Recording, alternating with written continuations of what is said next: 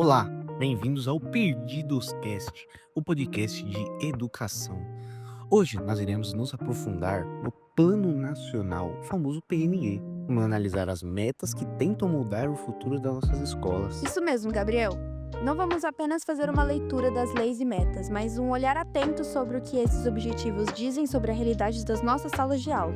Para começar, é preciso entender que o PNE é o norte da educação brasileira para a década. Ele estabelece diretrizes e metas para que a educação seja efetivada como um direito de todos. E ele não nasceu do nada. Ele foi criado para estabelecer uma relação entre os poderes para poder enfrentar os desafios que a educação lida cotidianamente. E para isso, vamos nos focar na meta 6, que fala da educação em tempo integral. O objetivo dela é oferecer em no mínimo 50% das escolas públicas, atendendo pelo menos 25% dos alunos da educação básica. E é importante destacar que tempo integral não é só ficar na escola durante 7 horas ou mais. Significa ter uma educação que atenda ao aspecto cultural, ao aspecto artístico, que forme o caráter daqueles alunos, né?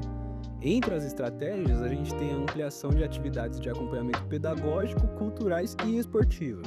Já a meta 7 foca na qualidade. Ela usa o IDEB como um termômetro. As metas para 2021, elas irão chegar a 6,0 nos anos iniciais, 5,5 nos anos finais do fundamental e 5,2 no ensino médio. E para garantir isso, o plano prevê 36 estratégias, como a melhoria do fluxo escolar e o foco na aprendizagem dos estudantes, usando padrões internacionais como referência. Agora, a pergunta central: o que essas metas revelam sobre os problemas da educação hoje? O plano revela, primeiro, uma desigualdade profunda. O acesso à escola ainda depende da renda, da raça e de onde o aluno mora, deixando crianças pobres e jovens negros em enorme desvantagem.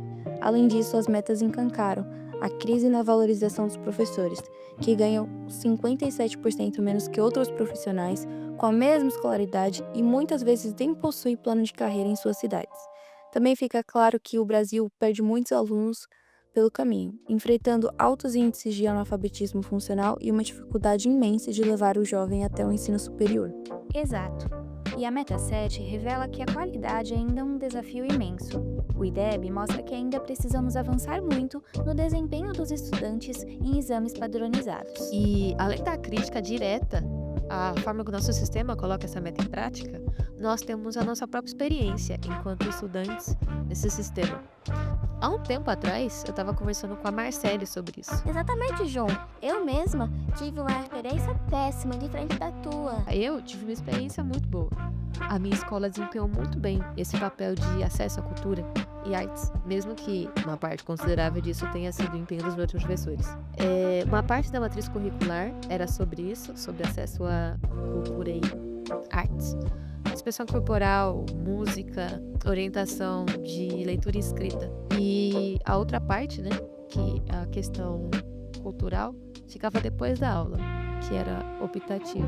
Eu lembro que tinha teatro, música, xadrez, capoeira. Eu gostava bastante. E no 9º ano, a minha escola parou de ser integral, o que me deixou muito triste, porque era muito legal pra mim ficar o dia inteiro na escola. Na época que eu entrei na escola PEI, no tempo integral, foi o primeiro ano da implementação desse projeto e foi logo após a pandemia. Então foi terrível porque nem a escola, nem os professores eram capacitados para um projeto desse calibre. A estrutura em si, no geral, era péssima, não tinha planejamento nenhum, ninguém sabia o que estava fazendo. Então, na minha visão, na minha experiência que eu tive, foi realmente horrível, no meu ver, na minha experiência, já que foi o início de tudo. Eu não sei como que a PEI está atualmente nas escolas, pois eu vejo relatos atualmente que falam que a PEI está sendo uma ótima experiência para alguns alunos. E eu fico feliz sabendo sobre isso, mesmo olhando para trás pensando, poxa, eu tive uma experiência ruim, infelizmente. O maior desafio, né, é a infraestrutura. Como garantir tempo integral sem quadros, laboratórios, bibliotecas e refeitórios adequados? E tem a questão dos profissionais. A Meta 6, ela exige a formação de agentes e a ampliação da jornada dos professores para que eles atuem em uma única escola. Mas como fazer isso com a precarização do trabalho docente? Além disso, a Meta 7 depende de um regime de colaboração real. Muitas vezes, o município e o estado não se falam, dificultando a continuidade do aprendizado e a melhoria do fluxo escolar. Gente, deixa eu interromper vocês bem rapidinho. É que tá acumulando bastante comentário, tem muita gente querendo participar da discussão. Eu vou escolher alguns pra gente trazer também um olhar desses alunos que acompanham a gente, né? Deixa eu ver. Farmei mil de aura. Vou ser sincero, eu até curto o PEI. O projeto de vida tem umas ideias legais, os professores acabam ficando mais próximos da gente, pá. Mas tipo assim, como que eu vou farmar conhecimento se tem mais de 40 pessoas exprimidas na sala? A sala de informática simplesmente virou sala de aula porque não cabe mais ninguém. Cadê a prática que prometeram? Tá difícil de tancar. Esse é um ponto fundamental, @farmei. Embora a Meta 6 ela defende que a jornada integral melhore o aprendizado, o Tribunal de Contas de São Paulo ele alerta que a expansão acelerada está sendo feita no improviso. Entre 2021 e 2022, mais de 1.200 ambientes de aprendizagem, tipo biblioteca e laboratório, eles foram desmontados para virar sala de aula comum. Então o aluno fica mais tempo na escola, mas ele perde o espaço de pesquisa e inovação que o próprio programa estava prometendo. É a educação integral sem a infraestrutura integral. Vamos ver mais um. @xtidinha. Oi, pessoal. Oi, Tidinha. Minha escola virou PEI no ano passado, mas eu trabalho à tarde para ajudar minha família e não tinha como ficar o dia inteiro na escola. Acabei tendo que me transferir para o ensino noturno de outra escola.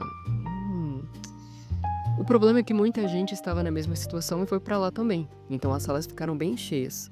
A gente falando aí novamente da superlotação. Sinceramente, eu fiquei com a sensação de que não tinha mais espaço para mim na escola onde eu sempre estudei. Foi uma mudança bem difícil. Então, Tidinha, a gente se compadece com a sua situação. O seu relato ele confirma o que a gente chama de gentrificação escolar. O PEI ele tem esse caráter excludente.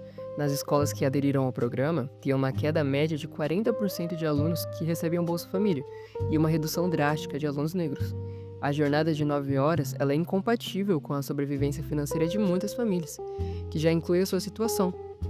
O Estado ele deveria oferecer um auxílio de permanência para que o jovem não precisasse escolher entre comer e estudar. Mas essa articulação com o social ainda é quase nula. Vamos ver mais um e a gente já vai caminhando pro final, né, galera? Betinha do Pátio. Vocês são muito criativos com o nome de vocês, galera. Eu estudo em escola regular e às vezes parece que ela ficou em segundo plano.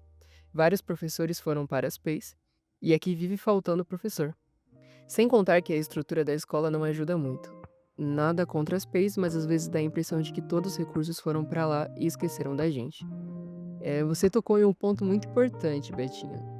Sobre como as escolas estão sendo divididas em dois grupos diferentes, né? De um lado, você vê a de tempo integral recebendo mais dinheiro, com professores que trabalham só ali, o que ajuda a manter a equipe unida.